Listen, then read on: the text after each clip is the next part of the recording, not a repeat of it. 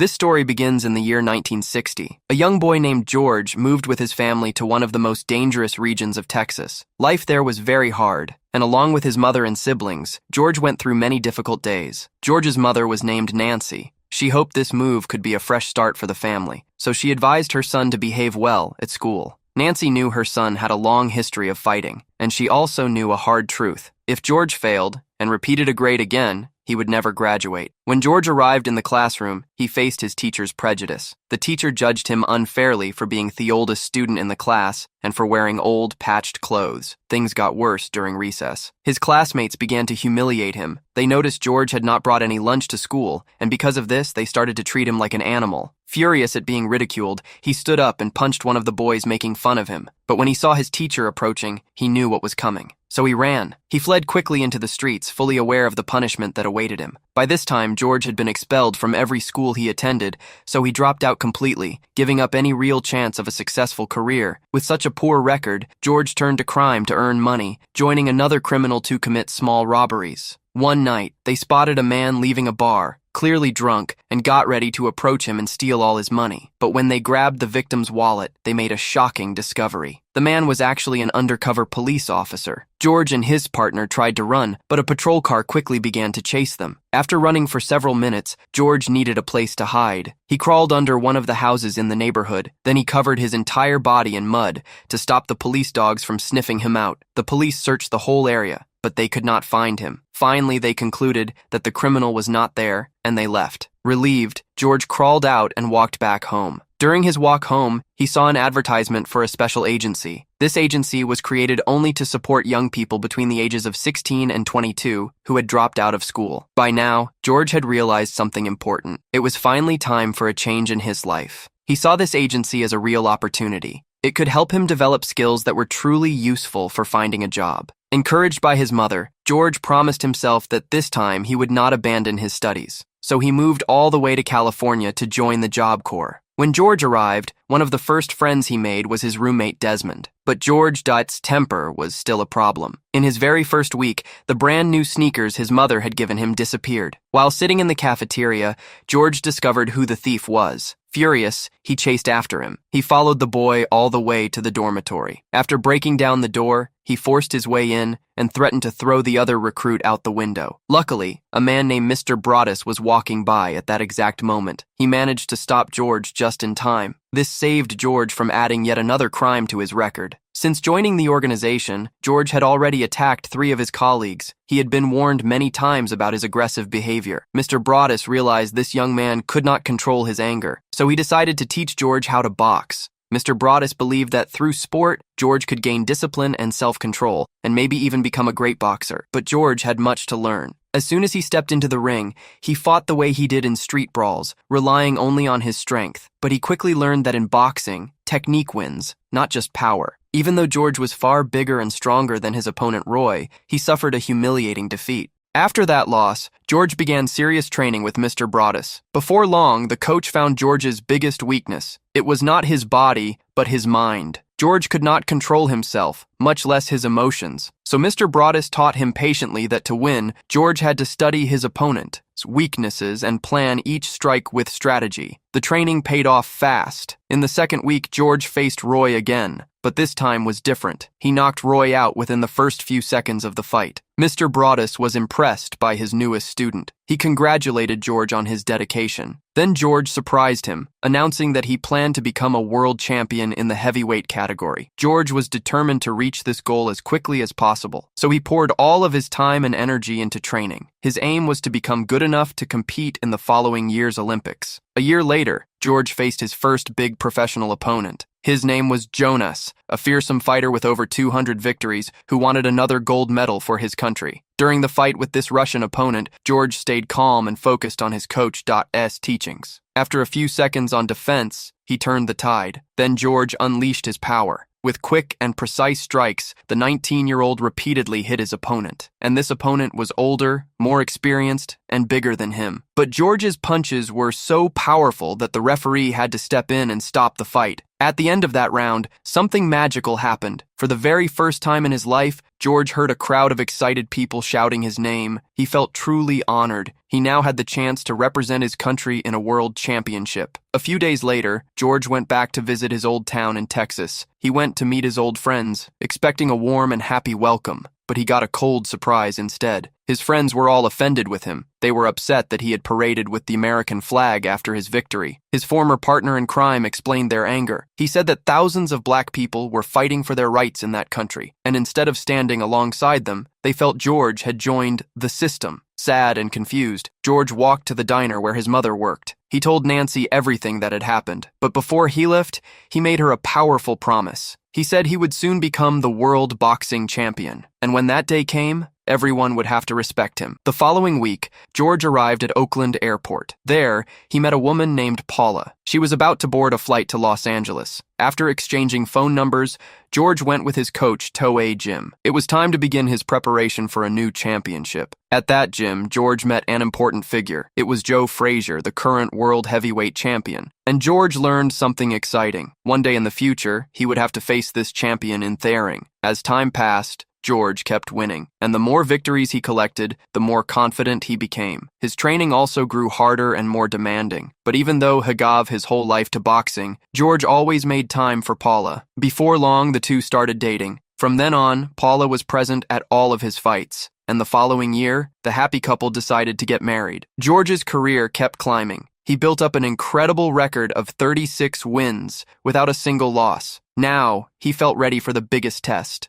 He decided to compete for the heavyweight title, and in 1973, he stepped into the ring to fight Joe Frazier for the first time. The fight started with a bang. Right away, George was hit by a strong left hook from Joe, but he stayed on his feet. Then George went all out and attacked with full force. After taking several powerful punches, Joe fell to the ground. The referee stopped the fight so Joe could get back up. In the first round, George had a clear advantage. He just needed to win the second round to become the new world heavyweight champion. Joe was already weakened from the blows he took earlier. At one point, Joe let his guard down. George seized the opening and knocked him down once again. At the end of the fight, the young American was crowned the new world champion in his category. His coaches comforted him as he stood there, listening to the roaring applause of the crowd. That night, his sponsors organized a big event to celebrate his victory. There, George called his best friend Desmond and asked him to become his accountant, knowing that many investors would now come to sponsor him. But there was a sad note that night. Paula had recently given birth, so she was unable to attend the event. And instead of staying faithful to his wife, George made a terrible choice. He cheated on her with another woman that night. From then on, his marriage was never the same again, and all the money the fighter earned in his career was not enough to give him a happy family. The cracks in his family grew wider. One day, George organized a barbecue at his mansion with his whole family, but he noticed that Paula was spending a very long time on the phone. So he went to look for her. Inside the house, he discovered a painful truth. His wife had always known about his affairs and deeply regretted ever starting a family with him. The problem was that George traveled constantly for his career. He had stopped putting his family first. And even though he knew his marriage was in danger, he did not change. Instead, he traveled to Africa the very next week for another fight. George arrived in the Democratic Republic of Congo. There, he met his opponent, the legendary Muhammad Ali. Ali began taunting him with words. George was furious, but this time he controlled his impulses. He planned to save all that anger and use it during the fight itself. George was fully confident in his own strength and skill. He entered the ring determined to knock Ali out fast, but he soon realized a problem. His punches were not enough to defeat this clever opponent. After a short break, both returned ready to take each other down, but the round ended in a draw. In the rounds that followed, the referee could not pick a winner. Neither fighter fell to the ground. But Ali had a secret strategy. He kept his guard up and let George punch away, aiming to tire him out, and it worked perfectly. By the 8th round, George was completely exhausted. That was Ali's moment. He moved away from the ropes and launched his counterattack. He landed several direct punches to George's face. George lost his balance and crashed to the ground. Just like that, he handed the victory to Ali. This defeat was humiliating. Feeling crushed, George decided it was time to go home, but more bad news was waiting. When he called his wife, he learned that Paula had filed for divorce. His world was falling apart. Devastated, George went to visit his mother. Nancy warmly invited her son into the beautiful house he had bought for her as a gift, but George did not want to go inside. He chose to stay in the car instead. There, he admitted his mistake. He said he lost the fight because he had used his hands instead of his head. Now, looking back, George understood his error clearly. His biggest mistake was giving Ali exactly what he wanted. By striking his opponent again and again until he had no energy left, George had fallen right into Ali's trap. His own foolishness had cost him the world championship title. 6 months after being knocked out by Ali, George's life was in decline. He had already lost much of his fame and respect. Slowly, he watched his once great career slip through his fingers. One day, while asking his coach for help to save his career, George received a letter. He rushed to the hospital only to discover that his sister was giving birth. When he arrived, he found his mother and siblings there. But the news was frightening. His sister's life was in danger. She had suffered severe complications during childbirth. The doctors could not promise that his sister would survive. In this desperate moment, George turned to someone he had ignored for many years. He got down on his knees and began to pray. He begged God to save his sister and her baby. Minutes later, George returned to the hospital ward, and there he found his sister and his new nephew, both safe. He felt an immense wave of relief. He truly believed that God had heard his prayer. Sometime later, in March 1977, George fought a Puerto Rican boxer in the city of San Juan, but he ended up losing. Ever since his defeat by Ali, George had not been the same man. He could no longer keep his mind focused during a fight. After losing to Jimmy Young, George walked into the locker room and suddenly fainted. His coaches were very worried. They quickly put him on a stretcher. Then they panicked because they realized his pulse had stopped. But seconds later, George woke up, and he became very emotional. He described a powerful experience he had lived through in that brief near-death moment. According to George, Jesus had revealed himself to him in a vision. Now, George felt he needed to cleanse himself of all the sins of his past life. At that moment, George walked to the shower. As the water washed over him, he began to give thanks. He felt the water cleansing not just his body, but his spirit. Shortly after, George joined the church that his mother and siblings belonged to. He was baptized in a river. During the service, he stood up to share his testimony with all his brothers and sisters in faith. And as he spoke, he noticed a woman named Mary Joan. He was captivated by her. Mr. Broadus did not fully understand what had happened to his student, so he decided to go and hear the testimony for himself. After the service, the coach offered George a new boxing opportunity, but George had already made up his mind. From the moment he accepted Jesus, he decided to give up his boxing career. Early in his new ministry, George did something brave. He went to Muhammad Ali's house to ask for forgiveness. He admitted he had come to hate Ali after that painful loss. For a long time, he had wanted to crush Ali with his bare hands, but now he was a completely different man.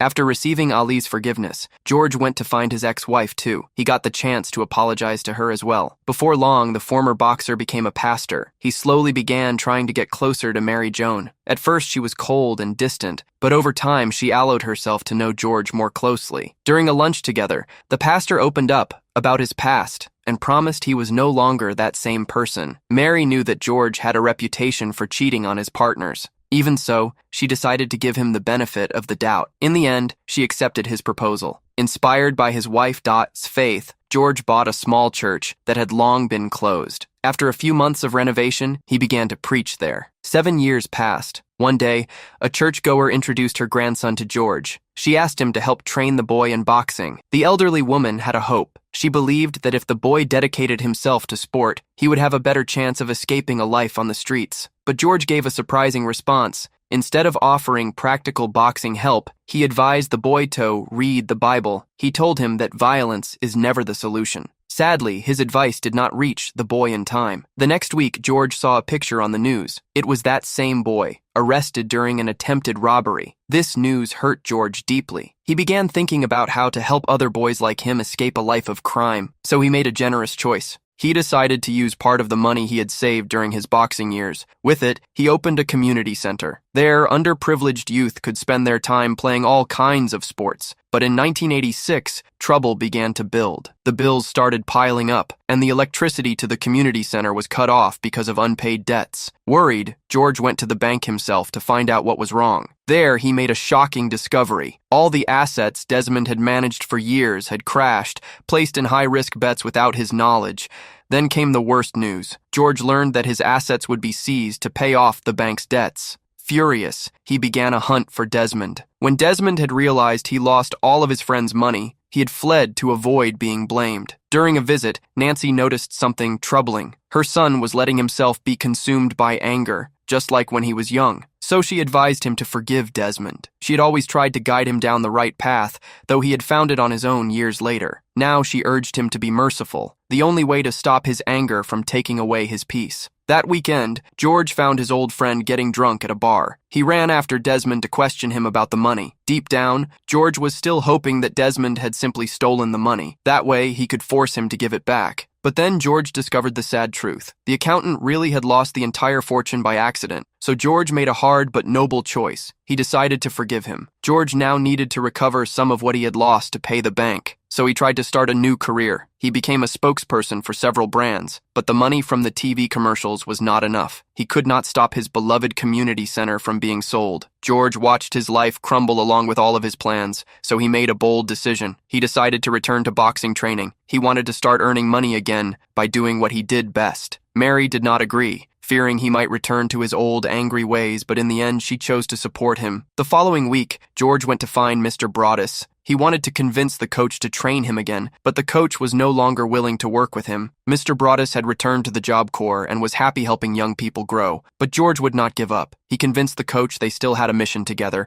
and dared him to lose 25 kilos in the coming months. Only then would the coach agree to train him. As soon as Ash got home, George started training too. Along with cutting his calories, he began practicing all kinds of physical activity. In just a few days, he started to get back in shape. When Mr. Broaddus saw him again, he was impressed by his willpower. But George had not been in a ring for years and was completely rusty. In a practice match, he was beaten by a guy who had trained only a few months. That night, Mary had a powerful dream. The next morning, she shared its message with her husband. She told him that God had shown her a vision. In it, George would win the World Heavyweight Championship title once again. These words filled George with hope. He went back to training even more determined to give his all. Finally, George managed to get scheduled for his first fight on March 9th, 1987. He was a changed fighter now. No longer controlled by anger, he planned each strike calmly and won the first 2 rounds with ease. He kept the streak going and remained undefeated in 9 fights. Because of this comeback, George began appearing on TV interviews. There, he revealed his big plan. He would once again compete for the World Championship title. Mary could not travel with him on his tour because she had to stay home and care for their children. But she never missed a single fight. Every time George appeared on TV, she gathered the children to watch him together. One day, she watched him lose a fight against Evander Holyfield. But even in this loss, there was a bright side. Simply by stepping into the ring with the reigning world champion, George earned over $10 million. His manager shared great news. All of George's debts had finally been paid off. In fact, George now had enough money to keep the community center running for decades. He could also cover his personal expenses for the rest of his life. But even though he no longer needed to fight, George felt something in his heart. He still had a deep desire to compete for the world title one more time. He believed that his wife's dream was truly a vision sent by God. The following week, George learned some interesting news. His last opponent, Evander, who had beaten him, was now knocked out by another fighter named Michael Moorer. What shocked the journalists most was Michael's record. 30 of his 35 victories had come by knockout, and George was now 45 years old. Nobody believed that George Foreman could possibly defeat a young, powerful champion like that. But George refused to listen to the doubters. He tried to stay confident and pushed his training even harder. When the day of the fight finally arrived, in November 1994, George faced the biggest challenge of his entire career. And at first, he took a heavy beating in the ring. To everyone watching, it looked hopeless. George did not seem tossed and any chance of winning. He found himself about to be defeated by a boxer 2 decades younger than him. In that moment, George recalled his entire journey. The truth was that George had always been a fighter, but in the past, he fought because he felt hated by the whole world. Now, George was fighting for something much bigger than himself. Then, in the 9th round, the impossible happened. Even though he was exhausted, George gathered every ounce of his strength. He put it all into a single mighty punch. And with that one blow, he knocked Michael Moorer down. The young champion could not get back up. The referee counted him out, and George Foreman was announced to the whole world as the new world heavyweight champion. In this historic moment, George broke a record. At 45, he became the oldest world champion ever in his category. Against all odds, the angry boy from Texas had become a legend. So, what did you think of this movie? Leave your thoughts in the comments below. And if you enjoyed the video, please like and subscribe for more movie recaps. See you next time.